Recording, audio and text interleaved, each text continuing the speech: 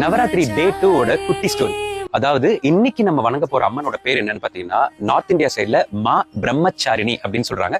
நம்ம south India சைட்ல அவங்கள ராஜராஜேஸ்வரி அப்படின்னு சொல்றாங்க.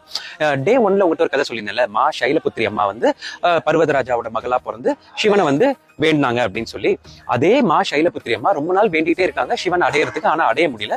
உடனே அவங்களும் பர்வதராஜாவும் நேரா கிளம்பி மேலோகத்துக்கு போய் எப்படியாவது சிவனை கல்யாணம் பண்ணணும்னு அங்க போய் தேடி பார்த்தாங்க.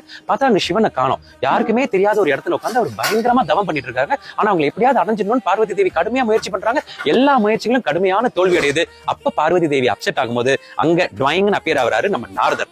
சிம்பிளா ஒரு வழி சொல்றாரு, இந்த பரமா பார்வதி இப்படி எல்லாம் பண்ணி சிவன் அடைய முடியாது. அவர் அடையணும்னா ரெண்டு வழிதான். ஒன்னு தியானம், இன்னொன்னு தவம். நீ கடுமையான தவம் புரிஞ்சா அவரை நீ அடைஞ்சிடலான்னு சொன்னோடனே அம்மன், அதாவது பார்வதி தேவி மா பிரம்மச்சாரிணியா மாறி கிட்டத்தட்ட 3000 வருடங்களுக்கு மேல ஒரே இடத்துல இருந்து தவம் புரியுறாங்க. கொஞ்சம் கொஞ்சமா அவங்க சாப்பாட்டெல்லாம் விட்டுட்டே வராங்க. கொஞ்சம் கொஞ்சம் பழங்கள் சாப்பிட்றதையும் விடுறாங்க, சின்ன சின்ன சாப்பாடு வகைகள் சாப்பிட்றதையும் விடுறாங்க, ஒரு கட்டத்துக்கு அப்புறம் தண்ணி குடிக்கிறதையும் விடுறாங்க, ஒரு கட்டத்துக்கு அப்புறம் மூச்சு விடுறதையே நிறுத்தும் போதுதான் சிவன் அவங்களுக்கு விஷயம் தெரிய வருது. அந்த பூலோகம் மேலோகம் எல்லாமே அப்படியே டான்ஸ் ஆடுது இவங்க பண்ற தவத்தால. அப்ப சிவன் கண்ணை திறந்து யாருமான்னு பாக்குறாரு. அப்போ ஒரு பொண்ணு வந்து நம்மளை அடையறதுக்காக இருக்காங்க.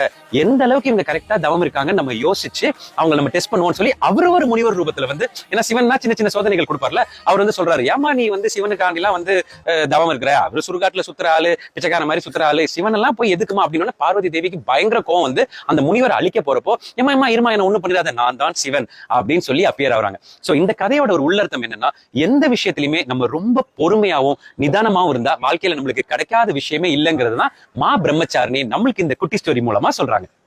மா பிரம்மச்சாரிணி அம்மாவுக்கு இன்னைக்கு பூஜை பண்றதுக்கு நீங்க வைக்க வேண்டிய பழம் என்னன்னு பாத்தீங்கன்னா மாம்பழம், அணிய வேண்டிய கலர் சிகப்பு கலர், ராகம் பாடுறது கல்யாணி ராகத்துல, அவங்களுக்கு பிடிச்ச பூ என்னன்னு பாத்தீங்கன்னா முல்லை, அவங்களுக்கு பிரசாதம் என்ன வைக்கலாம்னா புளியோதரை, சுண்டல், வேர்க்கடலை, இது எல்லாத்தையும் வச்சு பொறுமை நிதானம் நமக்கு நிறைய வரணும் அப்படின்னு வேண்டி, இல்லைன்னா நமக்கு தெரிஞ்சவங்க யாருக்காவது இது இல்லைன்னா அவங்களுக்காவது இது வரணும் அப்படின்னு வேண்டி மா பிரம்மச்சாரிணியை வணங்கினா நிச்சயமா உங்களுக்கான பலன் இன்னைக்கு கிடைக்கும். சோ மா பிரம்மச்சாரிணியை வணங்குவோம், வாழ்க்கையில இன்னும் மேலும் மேலும் சிறப்பா இருப்போம்.